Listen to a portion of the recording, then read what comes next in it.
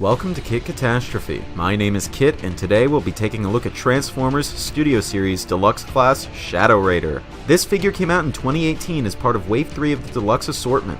It is a repaint of Studio Series Lockdown, and represents Lockdown's henchman from the 2014 film Transformers Age of Extinction.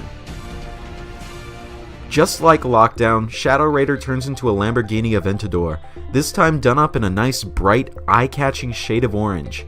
However, unlike his superior, Shadow Raider does not have the luxury of being cast in dark plastic, meaning the panel lines are extremely apparent and kind of ugly. I don't know if it's just because I can see the panel lines more clearly, but I am under the impression that Shadow Raider's panels don't line up nearly as flush as Lockdown's. At the very least, Shadow Raider's orange paint has a nice sparkling complexion to it, and all of his major details remain painted. Shadow Raider's only main accessory is his gun, which can peg into doors just like the hook and blade did on Lockdown, meaning that Shadow Raider remains compatible with Lockdown's weapons. Shadow Raider's transformation is, shockingly enough, exactly like Lockdown's. Strangely enough, it is a fair deal more difficult to untab the arms from the body on Shadow Raider than it is on his predecessor, though that may be a result of different tolerances due to the added width of the paint on the outside or something like that. I don't think I covered this in my Lockdown review, but this mold features a hinge that allows the chest panel to puff outward for a less flat torso, which to my knowledge is undocumented in the instructions. Shadow Raider's robot mode is kinda dumpy. He has the stocky legs and the strangely built arms that don't look any better in orange as they did in the original brown. In fact, they look kinda worse. I do like the added orange on the chest panel, and I especially love Shadow Raider's new head sculpt. It's based on Lockdown's masked face, and it's done up in a strangely globby black paint with a vivid green visor. The overall effect looks pretty good. I'm wondering if the ball joint remained unchanged so I could swap heads with Lockdown on a whim. Shadow Raider can utilize the gun better in this mode.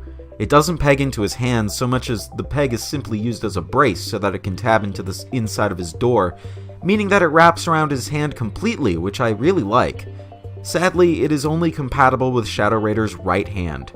The design is based on the weapon which Lockdown used to harvest Ratchet's spark in Age of Extinction, and is even featured on Lockdown's box art, as well as Shadow Raider's. I guess it's standard issue. Speaking of boxes, Shadow Raider's contains his display stand titled Enemy Ship Infiltration. Of course, it portrays the night ship from the fourth Transformers movie. Sadly, it is also exactly the same as Lockdown's display stand. Eschewing the Spark Harvester, let's see just how limber Shadow Raider is. Shadow Raider's primary joints include an extremely limited ball-jointed head connected to a stalk on a hinge. It allows for some nice upward movement, but in any other direction, the sculpt just bangs against the collar. Really awkward feeling ball-jointed shoulders that can't even go out all the way, but can go forward with no problem. Unimpeded ball-jointed elbows that can perform a full 90-degree bend, and can also be used as a makeshift bicep swivel if that's your thing. Ball-jointed hips that kind of feel like a V-cut joint in their forward movement, and have outward movement on par with the shoulders. And a knee bend that can almost perform a full 90 degrees. Shadow Raider's secondary joints include a bicep swivel of sorts due to transformation, an impeded waist swivel. The hips bang into the backpack, but it has enough range to help with natural posing. A rather tight thigh swivel, and ankle joints that could move forward. Shadow Raider features no tertiary joints.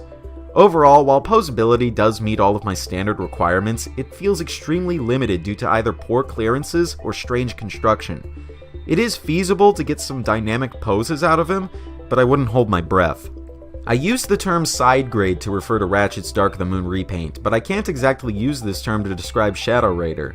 His ugly vehicle mode, the paint of which is starting to chip at the time of writing this script, coupled with slightly changed tolerances, makes Shadow Raider feel like a Lockdown if he came down with lupus. And AIDS. Ugh. This has been Kit Catastrophe. It's time to transform and roll out.